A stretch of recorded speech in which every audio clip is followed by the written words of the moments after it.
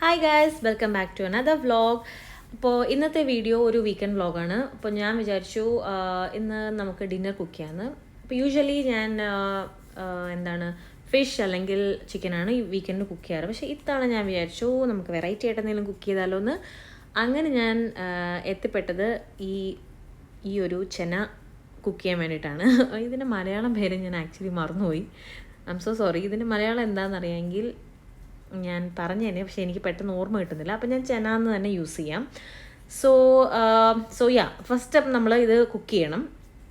Cook ചെയ്യാൻ നന്നായിട്ട് ഇത് ഞാൻ കുക്ക് ചെയ്യാൻ വേണ്ടി കുറച്ച് പാടുപെട്ടു ഗൈസ്, ബിക്കോസ് ഞാൻ ആദ്യമായിട്ടാണ് കുക്ക് ചെയ്യുന്നത്. പക്ഷേ എനിക്ക് എത്ര വിസിൽ വേണമെന്ന് എനിക്ക് അറിയില്ലായിരുന്നു. ആദ്യം ഞാനൊരു 3-4 വിസിലടിച്ചു, പിന്നെ ഞാൻ ഓഫ് ചെയ്തു. അതായത് നോക്കിയപ്പോൾ വെന്തിട്ടില്ല. വീണ്ടും ഞാനൊരു 3-4 വിസിലടിച്ചു, അപ്പോഴും വെന്തിട്ടില്ല. പിന്നെ എനിക്ക് തോന്നുന്നൊരു എല്ലാം കൂടി ഇട്ടൊരു 7-8 വിസിലോളം ഞാനിത് വേവിക്കാൻ വേണ്ടിയിട്ട് എടുത്തിട്ടുണ്ട്. അപ്പം അതിനനുസരിച്ച് നിങ്ങൾ കുക്ക് ചെയ്യുക കേട്ടോ. അപ്പോൾ ഇതിനാവശ്യമുള്ളത് കുറച്ച് ജീരകം ഇടണം. കടുകൊന്നും പൊട്ടിക്കേണ്ട ഇതിന്, ജസ്റ്റ് ജീരകം, എണ്ണ. എന്നിട്ട് നമ്മൾ കുറച്ച് ചോപ്പ് ചെയ്ത് വെച്ചിരിക്കുന്ന ഓണിയൻസ് ഇതിലേക്ക് ഇടണം. എന്നിട്ട് ഇത് നന്നായിട്ടൊന്ന് സോട്ട് ചെയ്തെടുക്കണം. അധികം ഓവറായിട്ട് കുക്ക് ചെയ്യേണ്ട, ജസ്റ്റ് ഒന്ന് നോർമലായിട്ട് കുക്ക് ചെയ്തെടുത്താൽ മതി. അപ്പോൾ ഇതുപോലെ ഒന്ന് ട്രാൻസ്പെറൻ്റ് ആവുന്ന വരെ ഒന്ന് കുക്ക് ചെയ്യണം. ഞാനിവിടെ 2 ഓണിയൻസാണ് എടുത്തിട്ടുള്ളത്. ആൻഡ് ദെൻ ഒരു ടൊമാറ്റോ എടുത്തിട്ടുണ്ട്. അപ്പോൾ ടൊമാറ്റോസും ഇതുപോലെ ചെറുതായിട്ട് ചോപ്പ് ചെയ്തിട്ട് ഓണിയൻസ് ഈ ഒരു കളർ ആകുമ്പം അതിലേക്ക് ടൊമാറ്റോയും കൂടി ഇടണം. ഓക്കെ, എന്നിട്ട് നന്നായിട്ടിത് ലിഡ് വെച്ചിട്ട് നന്നായിട്ടൊന്ന് കുക്ക് ചെയ്തെടുക്കണം.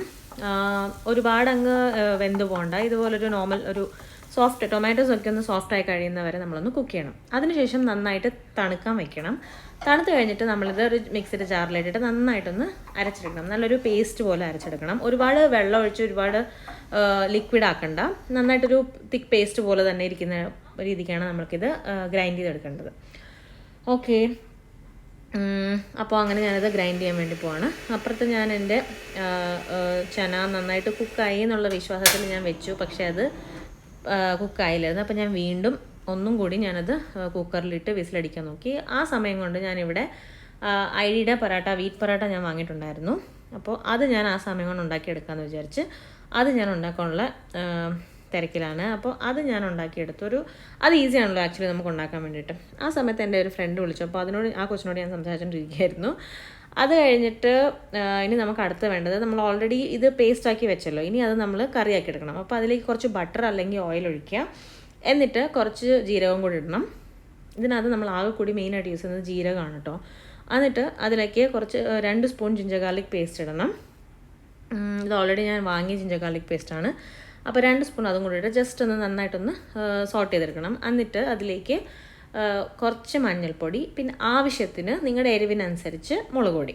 ഞാനിപ്പോൾ ഇവിടെ ഒരു 3 സ്പൂൺസ് മുളക് പൊടിയാണ് ഇടുന്നത്. പിന്നെ കുറച്ച് ഗരം മസാലയും കൂടെ ഇടണം. കുറച്ച് മല്ലിപ്പൊടിയാണ് ഞാൻ ഇട്ടത്. കുറച്ച് മല്ലിപ്പൊടിയും കൂടി ഇട്ടിട്ട് പിന്നെ നന്നായിട്ട് സോട്ട് ചെയ്യണം. ഗരം മസാല ഇപ്പോഴല്ല, മല്ലിപ്പൊടിയാണ് ഇടുന്നത്. എന്നിട്ട് നന്നായിട്ട് സോട്ട് ചെയ്യണം. സോട്ട് ചെയ്ത് കഴിഞ്ഞിട്ട് ഇതിലേക്ക് നമ്മൾ നേരത്തെ അരച്ച് വെച്ചിരുന്ന ആ ഒരു ടൊമാറ്റോയും ഓണിയൻ്റെയും പേസ്റ്റ് ഇതിലേക്ക് ഇടണം. ഇങ്ങനെ ഇതൊരു 1-2 മിനിറ്റ് വരെ ഇതിനെ ഇങ്ങനെ ഒന്ന് സോട്ട് ചെയ്യണം, മിക്സ് ചെയ്യണം. ഒരുപാട് നേരം ഇങ്ങനെ മിക്സ് ചെയ്യണ്ട, കുറച്ച് നേരം, ഒരു 1 മിനിറ്റ് അല്ലെങ്കിൽ ഒരു 2 മിനിറ്റ്സ്. എന്നിട്ട് നമുക്ക് ആവശ്യത്തിന് വെള്ളം ഇതിലേക്ക് ഒഴിക്കണം. ഞാൻ ആ മിക്സിയുടെ ജാറിൽ തന്നെ കുറച്ച് വെള്ളം ഒഴിച്ചു. എന്നിട്ട് ആ വെള്ളം അതിലേക്ക് ഒഴിച്ചു. അതിനുശേഷം നമുക്ക് ഗ്രേവി എത്രയാണോ ആവശ്യമുള്ളത്, എന്നിട്ട് അത്രയും വെള്ളം നമ്മളിതിലേക്ക് ആഡ് ചെയ്യണം. അപ്പോൾ ഞാൻ എൻ്റെ ഒരു കണക്കിനനുസരിച്ച് ഞാനൊരു വെള്ളം ആഡ് ചെയ്തു. നിങ്ങൾക്ക് എത്രയാണോ ഗ്രേവി വേണ്ടത് അതിനനുസരിച്ച് നിങ്ങൾ ആഡ് ചെയ്തു. എന്നിട്ട് കുറച്ച് ഉപ്പും കൂടി ഇട്ടിട്ട് അടച്ച് വെച്ചിട്ട് ഒരു ബോയിലാവുന്നവരെ വെയിറ്റ് ചെയ്യണം. ഇത് നന്നായിട്ട് തിളച്ച് കഴിയുമ്പം ഇതിലേക്ക് വേവിച്ച് വെച്ചിരിക്കുന്ന കടലയില്ലേ, അതും കൂടി എടുത്ത് ഇതിലേക്ക് ഇടണം. ഞാൻ കുറേ നേരം വേവിച്ചെന്ന് പറഞ്ഞില്ലേ, അതായത് ഒരു 8-10 വിസിൽ വരെ ഞാൻ അടിച്ചു. കാരണം ഞാൻ കുറച്ച് നേരം ഇത് സോക്ക് ചെയ്ത് വെക്കണം. നമ്മൾ ആക്ച്വലി സോക്ക് ചെയ്ത് വെച്ചു, പക്ഷേ എനിക്ക് തോന്നുന്നു ഞാൻ സോക്ക് ചെയ്ത് വെച്ച് ടൈം കുറഞ്ഞു പോയി എന്ന് തോന്നുന്നു. അതുകൊണ്ടാണ് എനിക്ക് ഇത്ര നേരം ഇത് വേവാൻ വേണ്ടിയിട്ട് എടുത്തത്. അപ്പോൾ അതിനനുസരിച്ച് നിങ്ങൾ മുന്നേ തന്നെ ഇത് സോക്ക് ചെയ്ത് വെക്കുക. ആൻഡ് ദെൻ കുക്കറിൽ അടിച്ചെടുക്കുമ്പം കറക്റ്റ് കൺസിസ്റ്റൻസിയിൽ വരും. അപ്പോൾ ഇങ്ങനെ കുറേ നേരം തിളപ്പിക്കുക. അതിലേക്ക് കുറച്ച് ഗരം മസാല ഇടണം. ആവശ്യത്തിന് ഗരം മസാല നിങ്ങളുടെ ടേസ്റ്റിനനുസരിച്ച്. എന്നിട്ട് നന്നായിട്ട് മിക്സ് ചെയ്തിട്ട് ഒരു 10 മിനിറ്റ് അടച്ച് വെച്ച് വേവിക്കണം. 10-20 നിങ്ങൾക്ക് എത്ര നേരം കുക്ക് ചെയ്യണോ അത്ര നേരം. എന്നിട്ട് കുറച്ച് സോൾട്ടും കൂടി ഇടുക. എന്നിട്ട് ഗ്രേവിയുടെ ടെക്സ്ചർ അറിയുമ്പം ഗ്രേവി എത്ര തിക്നെസ്സിലാണോ നിങ്ങൾക്ക് വേണ്ടത് അത്ര നേരം ഇതിനെ കുക്ക് ചെയ്യും. എന്നിട്ട് ഇതിനകത്ത് ലാസ്റ്റ് നമ്മൾ ഇടേണ്ടത് കസൂരി മേത്തിയാണ്. കസൂരി മേത്തി ഞാൻ ഒന്ന് ചൂടാക്കിയിട്ട് കൈ കൊണ്ട് ജസ്റ്റ് ഒന്ന് ക്രഷ് ചെയ്തിട്ട് ആവശ്യത്തിന് കസൂരി മേത്തിയും കൂടി ഇടണം. ഒരുപാട് കസൂരി മേത്തി ഇട്ടാൽ അതിന് കയ്പിറങ്ങും. അപ്പം ആവശ്യത്തിനുള്ളത് മാത്രം ഇട്ടാൽ മതി. അത്രേ ഉള്ളൂ ഗൈസ്. അടിപൊളി റെസിപ്പിയാണ്, നിങ്ങൾ മസ്റ്റായിട്ട് ട്രൈ ചെയ്ത് നോക്കണം. ഒരുപാട് ഇഷ്ടപ്പെടും. നന്നായിട്ട് ഇത് പൂരി, ചപ്പാത്തി, പൊറോട്ട എല്ലാത്തിനും കൂടെ നിങ്ങൾക്ക് കഴിക്കാൻ പറ്റും. അത്രയ്ക്ക് യമ്മിയാണ്. ഞാൻ ഫസ്റ്റ് ടൈമാണ് ഇത് ഉണ്ടാക്കുന്നത്, പക്ഷേ എനിക്ക് ഒത്തിരി ഇഷ്ടപ്പെട്ടു. എന്നിട്ട് ഫൈനലായിട്ട് ഞാൻ ഇതിന് കുറച്ചും കൂടെ ഒന്ന് റിച്ചാക്കാൻ വേണ്ടിയിട്ട് ഇതിലേക്ക് കുറച്ച് ക്രീമും കൂടെ ആഡ് ചെയ്തു.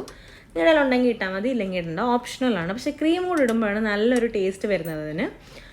അപ്പോൾ അത്രയൊക്കെ ഉള്ളൂ. ഇതായിരുന്നു എൻ്റെ ഇന്നത്തെ ഒരു പരീക്ഷണം അങ്ങനെ വിജയിച്ച സ്ഥിതിക്ക് എനിക്ക് ഭയങ്കര സന്തോഷമായി. അപ്പം ഞാൻ വിചാരിച്ചു ഇത് ഞാൻ റെക്കോർഡ് ചെയ്തപ്പോൾ വിചാരിച്ച് കറി പാളിയില്ലെങ്കിൽ ഇത് ഞാൻ ഷെയർ ചെയ്യുന്നത്. അപ്പം സക്സസ് ആയതുകൊണ്ട് ഞാൻ ഷെയർ ചെയ്തു. പിന്നെ എൻ്റെ കുറച്ച് ക്ലീനിങ് പരിപാടികളായിരുന്നു. കുക്കിംഗ് കഴിഞ്ഞു, ക്ലീനിങ് ചെയ്തു ഒക്കെ കഴിഞ്ഞിട്ട് എന്നിട്ട് പിന്നെ ഞാനിത് സെറ്റ് ചെയ്യാൻ വേണ്ടിയിട്ട് ഇരുന്നു. അപ്പം കുറച്ചിങ്ങനെ വീഡിയോയിൽ വേണ്ടി കാണിക്കാൻ വേണ്ടിയിട്ട് ഞാൻ കുറച്ചിങ്ങനെ സെറ്റ് ചെയ്ത പോലൊക്കെ ഒന്ന് കാണിച്ചു.